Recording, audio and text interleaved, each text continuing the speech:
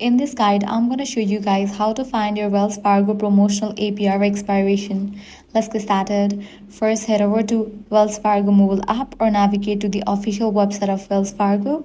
Provide your credentials and log into your account. From the list of accounts, select your Wells Fargo credit card.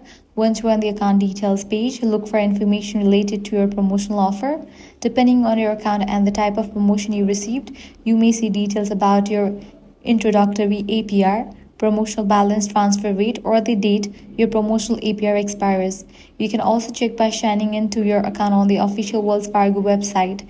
After logging in, select your credit card account and review your account details or recent statements.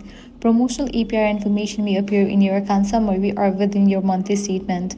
Another reliable way to find your promotional APR expiration is by reviewing the original credit card offer or the welcome materials you received when you opened your account.